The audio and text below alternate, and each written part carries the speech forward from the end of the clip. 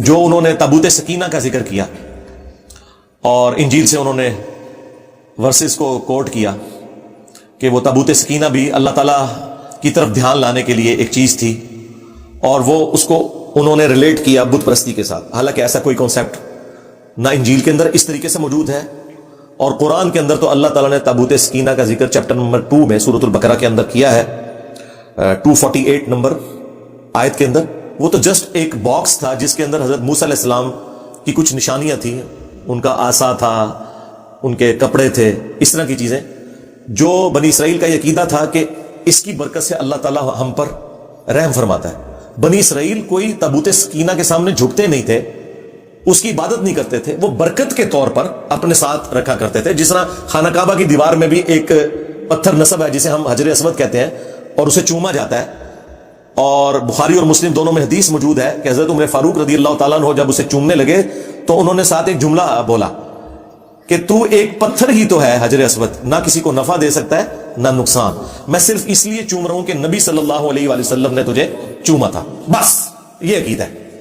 بعض لوگوں نے اس کے آگے ایک وہ کہانی جوڑی ہے کہ مولا علی علیہ السلام نے کہا کہ یہ نفع بھی دیتا ہے نقصان بھی دیتا ہے، وہ روایت المستدرک للحاکم میں ہے اور گھڑی بھی روایت ہے، اس میں ابو ہارون کذاب جھوٹا راوی ہے، لیکن اگر اس کی بھی کوئی تعویل کرتا ہے تو وہ اس اعتبار سے ہے جو جامع ترمذی کے اندر موجود ہے کہ یہ جنتی یاقوت تھا، اور لوگوں کے گناہوں کی نحوست کی وجہ سے یہ بلیک ہو گیا،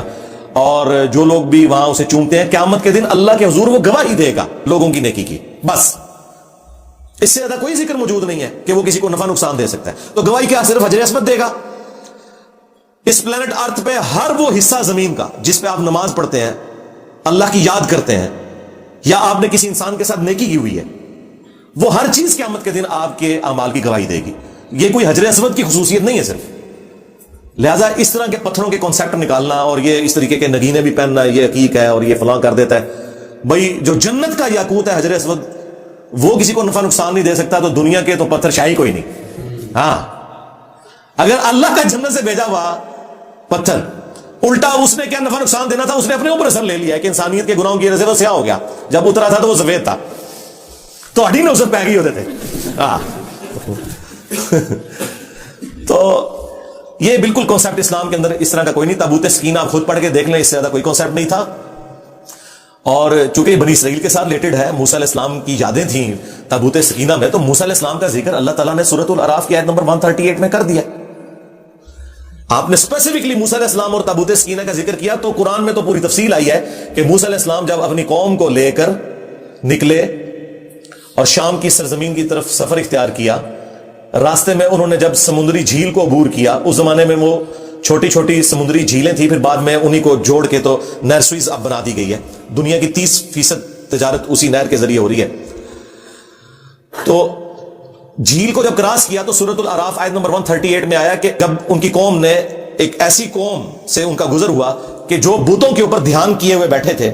تو انہوں نے کہا موسیٰ آپ بھی ہمارے لیے کوئی اللہ کا بت مقرر کر دیں کہ ہم اس پر دھیان کر کے بیٹھیں۔ تو موسیٰ علیہ السلام نے کہا کہ میں اس جاہل قوم سے اللہ کی پناہ میں آتا ہوں کہ ان لوگوں نے اللہ کا بت مان لیا۔ اور پھر جب موسیٰ علیہ السلام کو طور پہ گئے تو پیچھے انہوں نے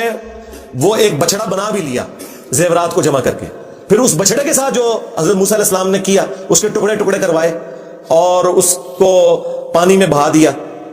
یہ سارے کا سارا ذکر قرآن حکیم کے اندر موجود ہے۔ لہذا موسیٰ علیہ السلام نے اگر کوئی کانسیپٹ دیا تھا بت پرستی کا تو یہ بالکل ان پہ جھوٹ ہے، انہوں نے تو اللہ کا بت نہیں بنانے دیا،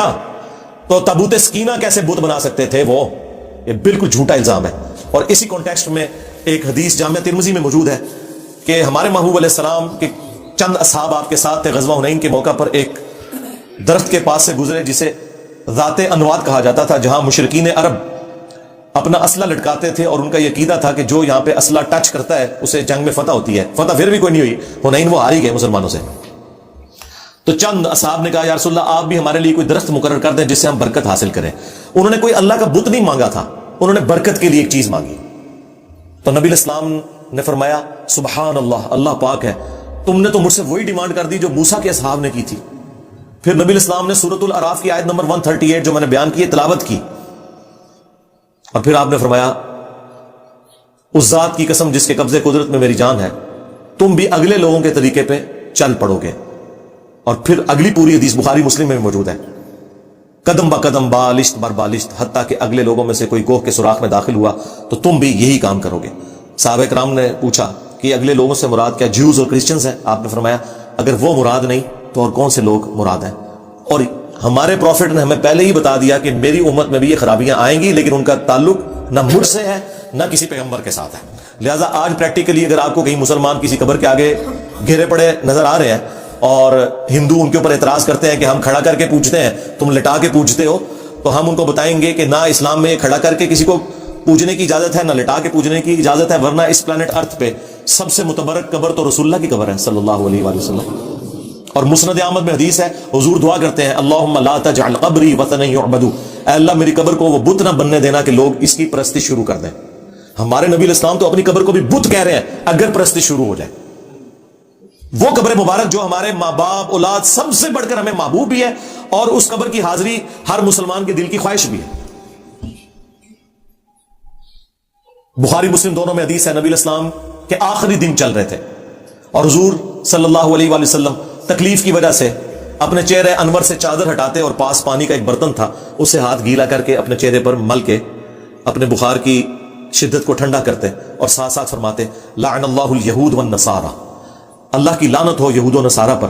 اتخذوا قبور انبیائہم مساجدا، انہوں نے اپنے انبیاء کی قبروں کو سجدہ گاہ بنا لیا تھا۔ اور ہماری ماں سیدہ عائشہ سلام اللہ علیہا کے الفاظ ہیں کہ اگر ہمیں یہ خطرہ نہ ہوتا کہ لوگ رسول اللہ کی قبر پہ سجدے شروع کر دیں گے تو ہم نبی علیہ السلام کی قبر مبارک کو زیارت کے لیے اوپن کھول دیتے اور حجرے کی دیوار کو گرا دیا جاتا۔ آج تک اوپن نہیں ہے قبر مبارک، لیکن چونکہ نبی علیہ السلام ہمیں ڈرا رہے تھے یار اگر رسول اللہ کی قبر مبارک کا یہ سٹیٹس ہے تو باقی تو دنیا کی ہر قبر شاہی کوئی نہیں۔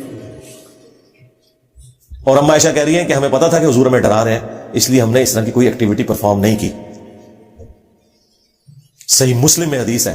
جندب رضی اللہ تعالیٰ عنہ کہتے ہیں حضور نے اپنی وفات سے 5 دن پہلے یہ فرمایا تھا، دیکھنا اگلے لوگوں میں سے جب کوئی نیک آدمی فوت ہو جاتا تھا تو لوگ اس کی قبر پہ سجدے شروع کر دیتے تھے، تم میرے ساتھ ایسا معاملہ نہ کرنا، میں تمہیں اللہ کا خوف دلاتا ہوں۔ پھر بخاری اور مسلم دونوں میں یہ حدیث موجود ہے، ہماری 3 مائیں یعنی نبی علیہ السلام کی 3 بیویاں سیدہ ام سلمہ، ام حبیبہ اور سیدہ عائشہ رضی اللہ عنہن اجمعین وعلیہم السلام اجمعین حضور کے پاس بیٹھی ہوئی تھی، ظاہر ہے حضور کے آخری دن چل رہے تھے، تو ام سلمہ اور ام حبیبہ جو سینئر صحابیات میں سے ہیں، انہوں نے ہجرت حبشہ بھی کی ہے، ہجرت مدینہ سے بھی جو بہتر ہجرت تھی۔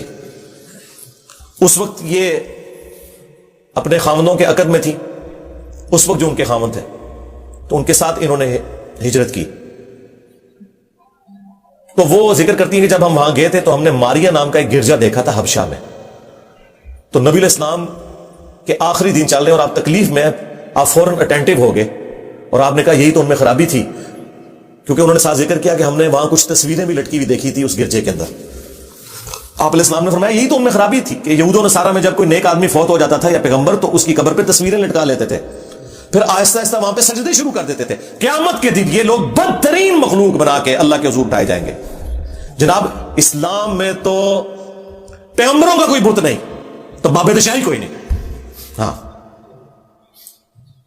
اگر پیغمبروں کا بت نہیں ہے تو اللہ تعالیٰ کے بت کے بارے میں تو کوئی سوچے بھی نہ۔ لہذا بت پرستی خواہ خدا کا بت بنایا جائے یا کسی پیغمبر کا، اسلام میں ٹوٹلی یہ کفر ہے۔ یہ کانسیپٹ میں نے کلیئر کر دیا الحمدللہ۔